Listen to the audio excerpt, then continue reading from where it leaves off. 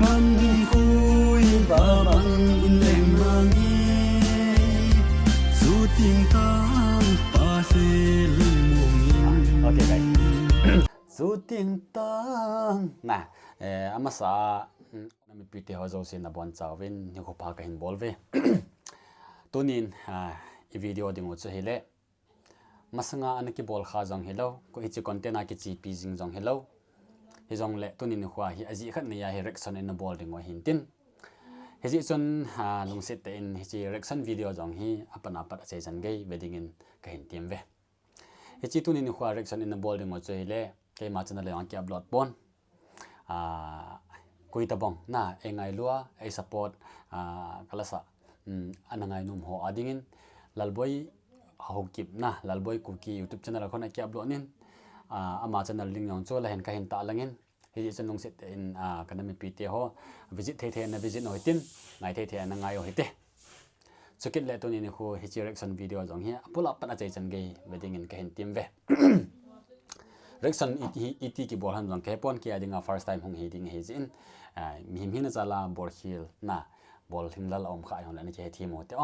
okay ton last on pan page ngo to ni khwa reaction video in bol ding ngo che hile pu pau sat hoki min anasa BANGKHEM kiti la chu kin atha cover Kahin Bol hi in hi chun a hinglal lai no ho in hitile pante ti an longelo o ma hi jong le ke phalam lo hel be en comment hen longelo hin save okay let's start.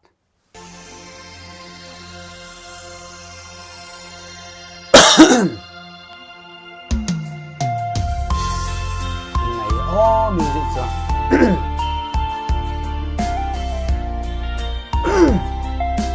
BANGKHEM can be again music and how keep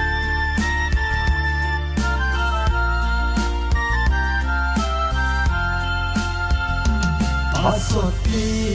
kana lung sisa tu azong kalung sit nang bo i khan khu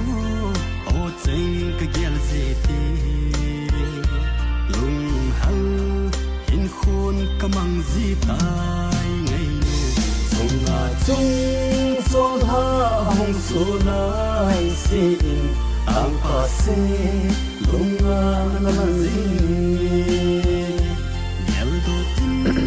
neu sen ilen khom lai ni ho mil ding no min kamil zau pu zana chol hanu asu lai si scan voice sam khat in ki zu hanang ma te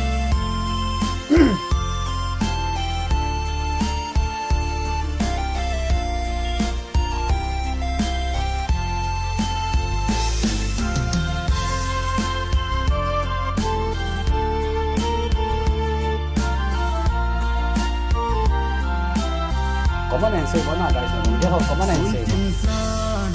insan manzalon tin tu zailan ka oi zing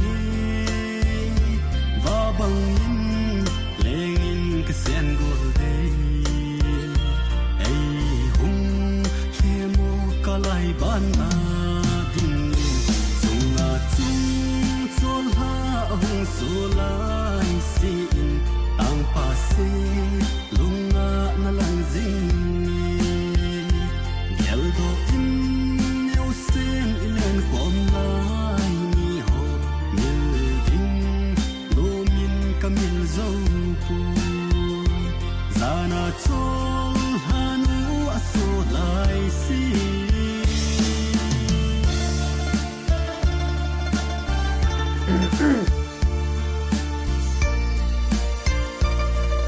pose teriutin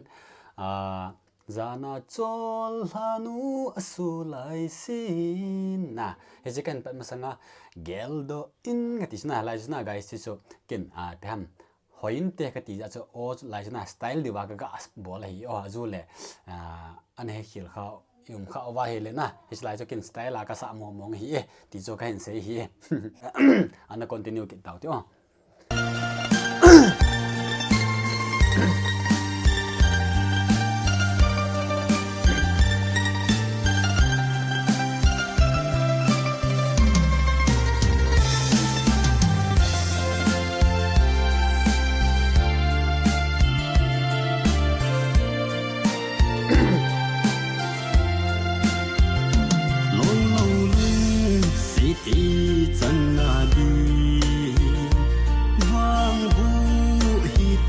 ki sian ngei na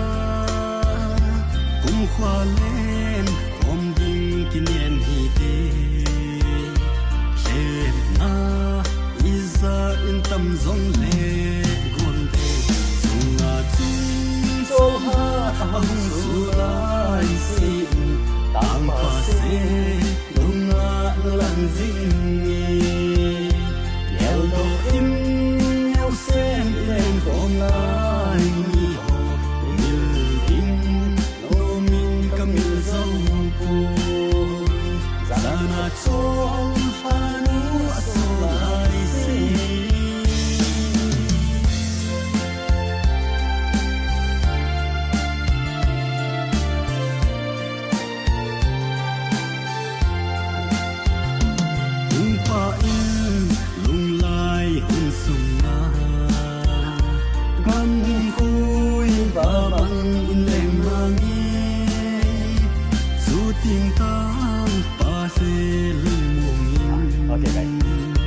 Zu tiếng tang nè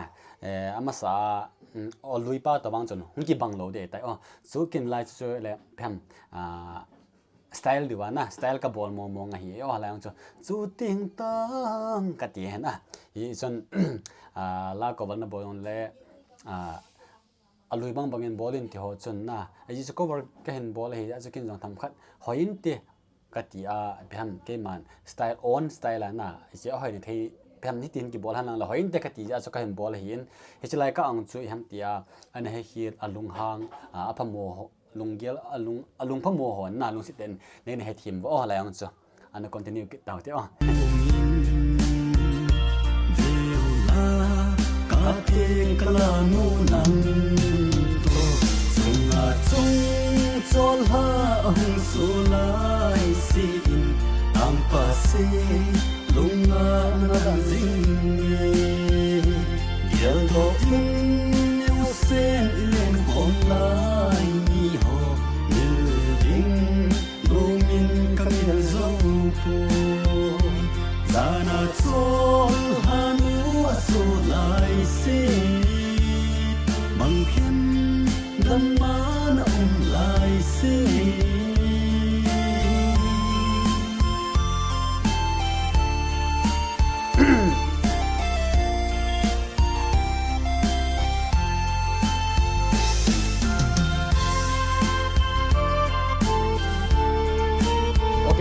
hi chan chong hi tan tin tunin khwa reaction in the ball chu hi chi reaction ni ball na over piham keima in na piham aling lal jama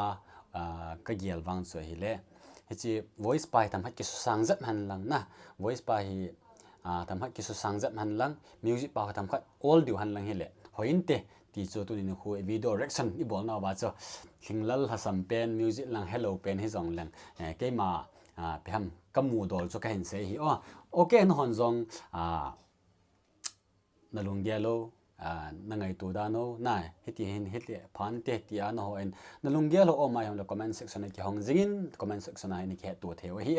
tu ni khu first video reaction ni bol na chan chong hin tin chuket le achai na dingin tu ni khu video han ke bol on pen ta chu reaction Kahin Bol on pen ta chu bol thelo sa Kahin Bol na pen ta chu na ga ke sei ki jeng le pham ti le to he chi la ka upload na YouTube channel lalboy ho tip na Kuki channel khu ama ding pham man jong tham khat phat chum na ne kha ding ham ke zala na ila ba la san pen hi jong lang kana mi pt ho ke nei nge lut ba ke nei ta sa bang win ama channel jong kho subscribe na bol pi chi o hi te ti chu kana mi pt ho ko ma ka hin se hin din chukit le koi ta bong hi reaction ki bol he pha e o hi na ti wa hi on le comment section na ki he tu tin bol thaidan da na chum ma ba na jong hi nami bite ni ngai chat na chan ba zo Kahin Bol jing de hi ti cha chai na ka hin se he okay guys ka ki pa be se jing see you next video bye bye